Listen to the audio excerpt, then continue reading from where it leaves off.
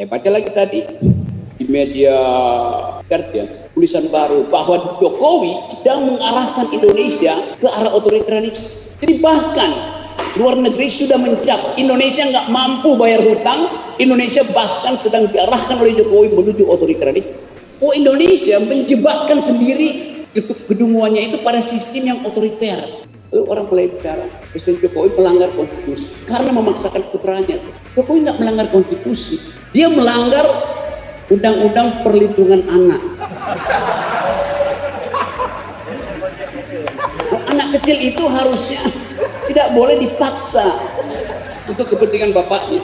Karena kita udah finalkan bahwa 2024 harus jadi pembatas antara sistem kerajaan, dinasti, dan sistem demokrasi.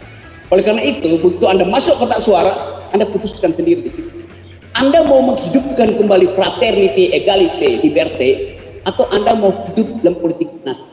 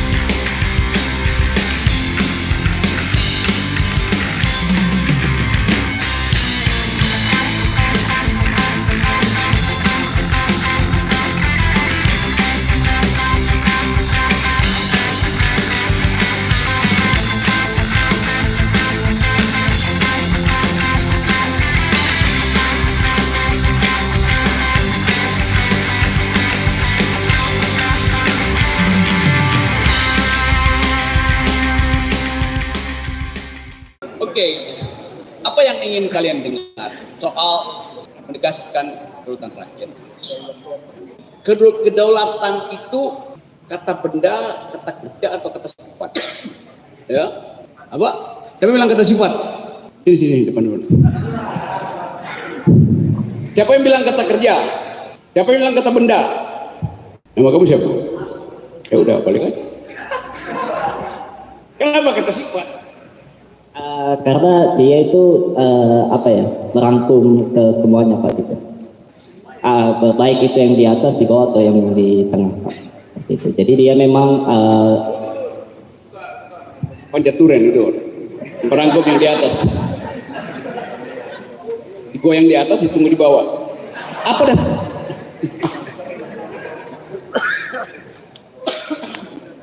Jadi walaupun itu memang memang sifat ya Pak, tapi ada tindakan juga untuk bisa meraih kedaulatan itu Pak. Karena kan dia ada itu sifat, tapi ada tindakan untuk meraih kedaulatan itu. Tindakan meraih itu sifat apa kerja? Mungkin artinya lu nggak ngerti.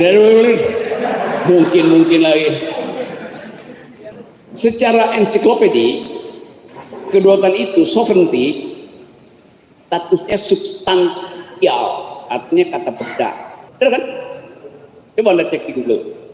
Kedaulatan adalah kata benda. Tetapi kalau kata itu kita sekedar ucapkan sebagai kata benda, maka dia tidak memproduksi apa-apa. Cinta itu kata benda, kata sifat, atau kata kerja, atau kata apa? Cinta. You nggak pernah belajar bahasa Indonesia ya?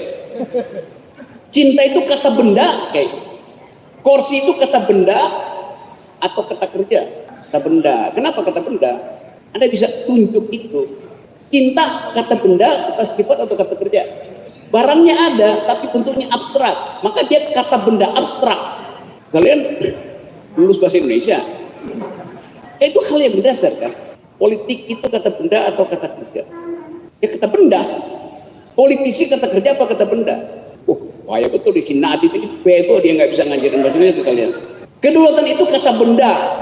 Tetapi kalau kita ucapkan sebagai kata benda, maka dia sekedar menggeletak. Itu sifat dari benda. Padahal kedaulatan itu kita produksi. Sama seperti tadi band tadi, dia memproduksi sound, akustik namanya itu. Kalau dia memproduksi sound, memproduksi bunyi-bunyian, dia menimbulkan vibrasi. Maka dia tiba di kuping kita, lalu kita nikmati vibrasi itu. Vibrasi yang disusun secara estetik namanya akustik. Vibrasi yang sekedar bunyi-bunyian namanya kakofoni itu. Demikian juga politik. Ada yang sifatnya akustik, ada vibrasi yang menimbulkan kegembiraan, keinginan berpikir. Ada yang sifatnya kakofoni, atau saya pakai istilah yang lebih aman. Kalau akustik memproduksi voice, kakofoni memproduksi noise. Saya bedakan antara voice dan noise. Voice artinya ada suara yang diatur vibrasinya supaya kuping kita enak. Noise, vibrasi yang menyebabkan kita mau tutup kuping gitu. Begitu juga dalam politik. Ada politik yang menghasilkan akustik, ada politik yang menghasilkan vibrasi yang sifatnya noise, bikin noise. Apa sih bahasa Indonesia noise? Kegaduhan itu, gaduh aja. Kalau kita bayangkan keluhan rakyat sebagai voice, maka mestinya kita nggak berkumpul di sini, karena kita tahu yang kita inginkan sudah diucapkan oleh wakil-wakil rakyat yang kita pilih. Tapi yang terjadi, wakil rakyat kita, kata Pak Abil tadi, dia memproduksi noise, bukan voice. Tadi dikritik oleh Abil, oleh Saud. Firly itu tidak memenuhi semua kriteria yang dipaketkan di situ oleh undang-undang. Tapi Firly adalah noise, bukan voice. Merusak integritas. Masalahnya yang memproduksi noise itu siapa? Seluruh Komisi 3 DPR secara aklamasi memilih Firly. Jadi produsen noise itu adalah anggota DPR. Presiden tadi pagi mengeluarkan 2 kepres. Satu adalah memperpanjang status komisioner-komisioner itu sampai 20 Desember 2024. Jadi sampai pemilu selesai itu. 1 tahun diperpanjang. Sekaligus memperpanjang status Dewas. Padahal KPK dan Dewas hari-hari ini dia bikin noise. Tapi presiden menganggap itu voice, maka dia diperpanjang. Kan kalau musik itu noise, kan mesti dihentikan. Kan kalau tidak dilempar botol tuh, berhenti lu, latihan. Coba Anda lihat bagaimana negeri ini diolah dengan noise, bukan dengan voice. Dapat? Poin. Karena saya bahas itu. Anda mahasiswa, saya pengajar. Maka coba malam ini kita endapkan dulu hal-hal yang sifatnya teori. Itu udah capek bahas tentang etik dasar. Etik itu voice, dasmu itu noise. Coba saya bahas. Ya. Istilah kedaulatan baru kita kenal setelah ada revolusi Prancis 1789. Ketika kepala Raja Louis XVI dipancung oleh rakyat Prancis. Louis XVI itu raja terakhir di Prancis yang jadi penanda bahwa dalil si raja itu yang mengatakan bahwa kepalanya itu dipasangi mahkota oleh Tuhan, tidak mungkin copot dari kepalanya mahkota itu. Lalu rakyat Prancis bilang, oke, coba kita uji. Bawalah satu pagi di bulan Maret 1789 si Raja Louis XVI yang membangkrutkan Prancis karena istrinya Marie Antoinette doyanya adalah mandi susu tiap hari. Doyanya masuk keluar mall. Dan berdua itu Prancis bangkrut. Utangnya itu lebih parah dari utang Indonesia. Utang kita sekarang adalah 8.000 triliun. Bank Dunia tadi siang bikin rilis. Indonesia ada dalam bahaya karena hutangnya itu udah 8 triliun, walaupun oleh pemerintah dianggapnya kan dia belum melebihi rasio hutang terhadap PDB kan, belum 40% yang dipatok 2020-2023 masih 38% rasio utang terhadap PDB. Tetapi kemampuan membayar kita diragukan oleh dunia, terutama bank-bank swasta tuh. Indonesia bisa bayar utang nggak tuh? Jadi bukan sekedar karena rasionya belum lewati threshold, tapi kepercayaan bank-bank swasta internasional bahwa Indonesia nggak bisa bayar utang. Nah itu akhirnya Bank Dunia mesti tolong lagi. Oke, itu sebenarnya. Saya balik pada soal tadi. Raja Louis XVI bilang begini, dia memiliki kedaulatan bukan berasal dari rakyat, tapi berasal dari Tuhan. Atas dasar itu dia memerintah secara otoriter. Dinastinya tumbuh terus dengan mengkorupsi uang negara. Salah satu menteri dari Raja Louis XVI, menteri keuangannya, kalau digambarkan oleh pers Prancis, selalu cuma digambarkan secara hitam putih dalam bentuk siluet. Kenapa begitu? Karena rakyat dan pers Prancis buat taruh pasang wajahnya, maka digambarkan hitam putih. Nama menteri keuangan itu Etienne Silouet. Dari kata itu muncul kata siluet, Silhouette. Jadi kita nggak tahu nanti siapa menteri Jokowi akan digambarkan secara siluet. Kan? Karena tidak bisa mengolah kekayaan negara. Saya terusin cerita beliau. Akibat cawe-cawe Louis XVI, Prancis bangkrut, lalu terjadi revolusi. Pada saat revolusi, rakyat seret ke raja ini ke alun-alun kota Paris, lalu ditaruh, dimasukkan persis di pisau gilotin. Dalam hitungan 2 detik, pisaunya jatuh, kepala raja itu lepas daripadanya. Jadi bukan sekedar mahkotanya copot dari kepalanya, kepalanya copot dari badannya. Itu pertanda bahwa kekuasaan dia itu tidak disetujui oleh Tuhan. Kan dia klaim nggak mungkin lepas dari kepalanya karena diberikan oleh Tuhan. Itulah penanda ketika kedaulatan raja berpindah menjadi kedaulatan rakyat. Jadi lepasnya kepala Louis XVI adalah tanda intelektual bahwa klaim-klaim kekuasaan harus didasarkan pada kedaulatan rakyat, bukan pada kedaulatan Tuhan, kedaulatan negara, kedaulatan ras, kedaulatan dinasti. Jadi kita belajar tentang kedaulatan rakyat dari peristiwa berdarah di 1789, yaitu berhentinya sistem dinasti Prancis. Kalau Anda tanya bagaimana cara menghentikan dinasti hari ini, ada seorang yang mesti dibawa di Monas. Mungkin mengerikan. Tapi itulah the festival of torture. Dipamerkan pada rakyat kok. Bukti material tentang kedaulatan rakyat adalah dengan putusnya kepala Raja Louis XVI disaksikan oleh rakyat Prancis. Dari situ timbul ide tentang demokrasi, tentang human solidarity. Jadi kita belajar sebetulnya dari sejarah bahwa semua pemerintahan yang mengarah pada absolutisme itu pasti akan diajukan ke depan kedaulatan rakyat. Saya baca lagi tadi di media Guardian tulisan baru bahwa Jokowi sedang mengarahkan Indonesia ke arah otoritarianisme. Jadi bahkan luar negeri sudah mencap Indonesia nggak mampu bayar hutang, Indonesia bahkan sedang diarahkan oleh Jokowi menuju otoritarianisme karena keputusan Mahkamah Konstitusi. Jadi kita ada dalam kecemasan. Waktu Jogja mungkin harus kembali menjadi ibu kota negara, ibu kota intelektual untuk mengadili seseorang yang memang sudah dimaksulkan oleh BEM UGM, baru dimaksulkan oleh BEM UGM bahwa dia adalah alumnus yang paling mahal. BEM juga salah kata alumni. Alumni itu jamak. Kalau dia laki-laki kita sebut alumnus, kalau dia perempuan alumna. Ya itu bahasa latinnya begitu. Ada gendernya. Tapi dipelesetkan. Alumnus artinya alumni yang nggak lulus. Kita hanya ikuti logika itu. Akhirnya Pak Jokowi marah, lalu dia tegur. Sopan dong.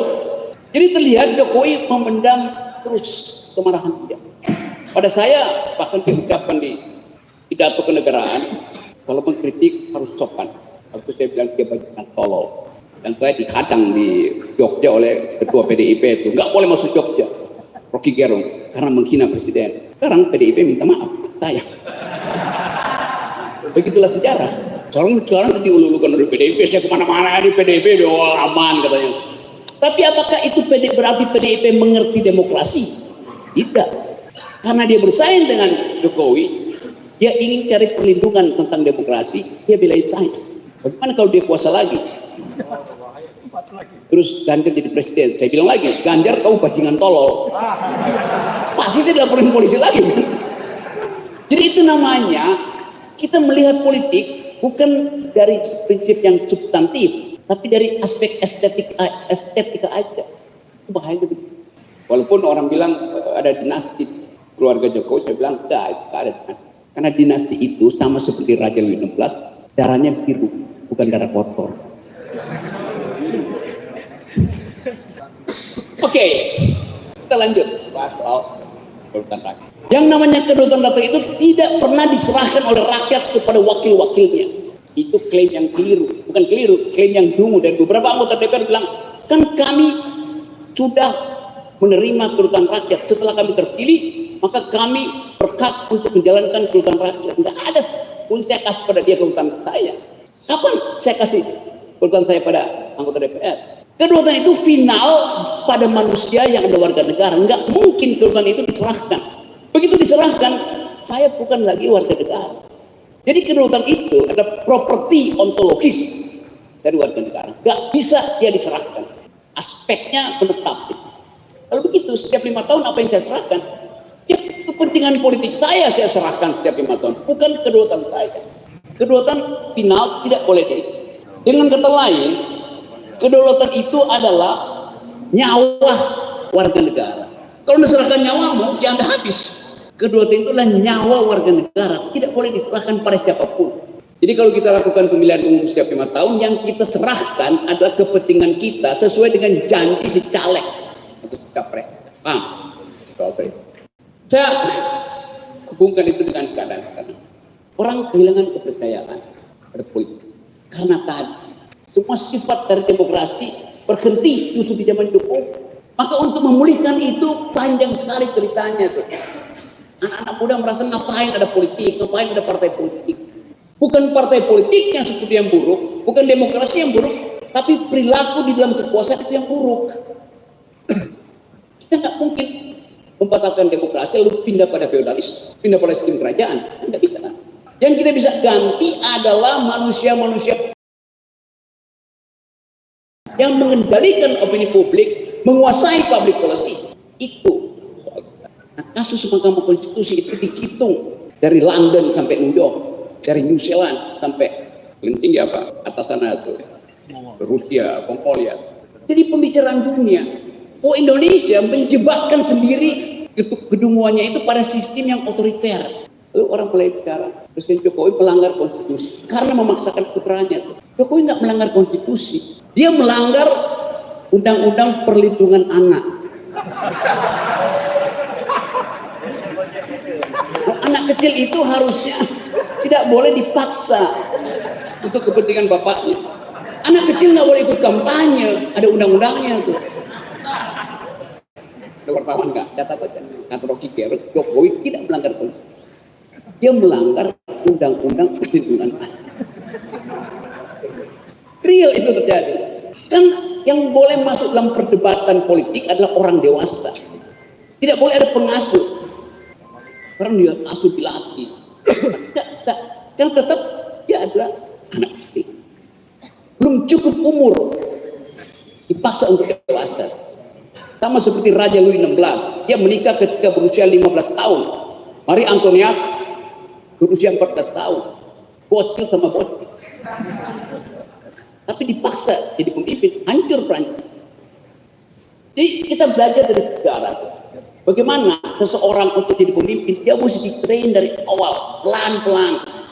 Uji kapasitas otaknya, kemampuan mentalnya, tuh, bahkan tatapan matanya, nanar kiri kanan, difokuskan dulu.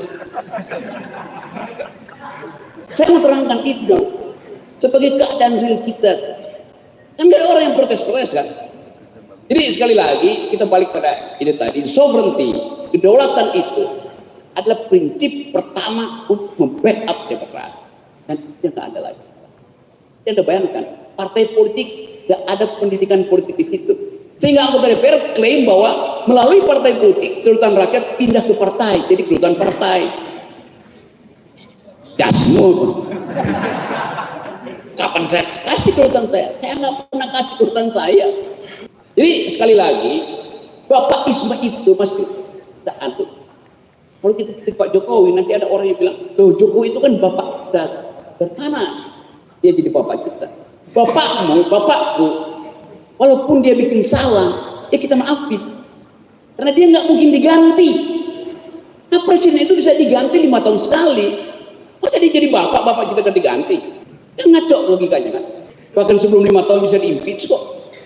Karena udah melakukan kesalahan berkali-kali. Jadi bring sovereignty back into your future mind. Kalau sekarang mungkin belum. Tapi di masa depan otakmu itu mesti katakan bahwa kedaulatan itu adalah milik saya, milik Anda. Nah, di mana kedaulatan itu diuji? Di dalam sistem demokrasi. Hanya dalam sistem demokrasi kedaulatan diuji. Masih milik rakyat apa enggak? Kalau kedaulatan bukan lagi milik rakyat, itu berarti udah milik dinasti. Maka kita balik pada 1789 ketika Prancis masih dikuasai oleh dinasti. Nah, kita ingat kedaulatan ini dengan slogan Revolusi Prancis. Waktu Revolusi Prancis dibuat, timbul 3 slogan, yaitu liberté, égalité, fraternité. Liberté artinya kebebasan berpikir, kebebasan bicara, itu namanya liberté. Égalité artinya kesetaraan, solidaritas antar warga negara. Gak boleh ada yang sangat kaya, nggak boleh ada yang sangat miskin, namanya human solidarity untuk dignitas. Yang ketiga, fraternité, persaudaraan. Jadi kalau kita tanya apakah 3 prinsip dasar itu, liberté, égalité, fraternité, ada di dalam kita sekarang? Ya dengan mudah orang bilang ada dalam Pancasila tuh. Sila kelima itu adalah égalité, sila kedua itu adalah fraternité. Liberté itu sila keempat, demokrasi. Jadi kalau kita bilang Pancasila digali dari bumi Indonesia, enggak. Pancasila itu diimpor dari luar. 1789 prinsip dalam Pancasila udah ada. Karena sering kita anggap bahwa itu adalah dasar dan ketuhanan yang maha esa misalnya. Monoteisme itu bukan agama asli Indonesia. Islam, Kristen, Katolik itu bukan agama asli Indonesia, agama impor. Yang asli Indonesia itu adalah animisme, politeisme, agama-agama kebudayaan yang ada 4.000 agama di Indonesia.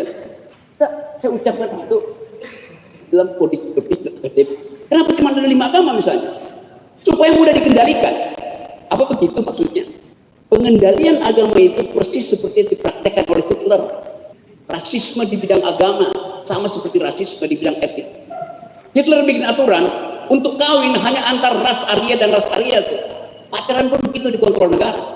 Jadi kita mau menghidupkan kembali satu demokrasi yang membuat kita lega itu bergaul sesama manusia tanpa ada perbedaan agama, tanpa ya kan?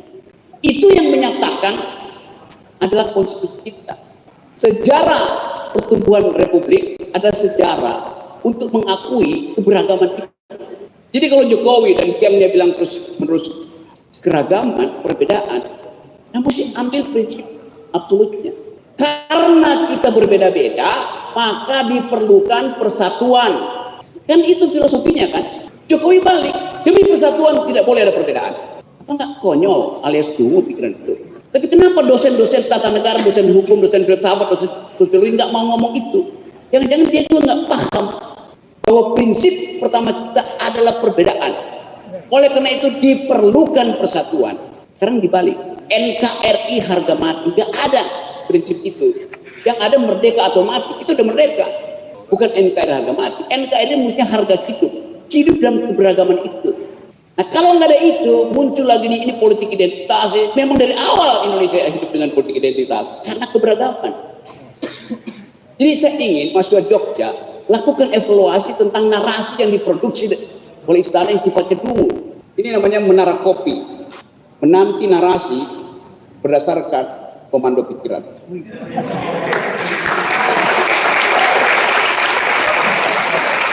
Kita diikat dengan grammar yang sama, itu pikiran. Dia ada di atas pikiran itu. Yang di bawah itu adalah kekonyolan. Yang di bawah itu namanya Malioboro. Maling obok-obok dari gorong-gorong.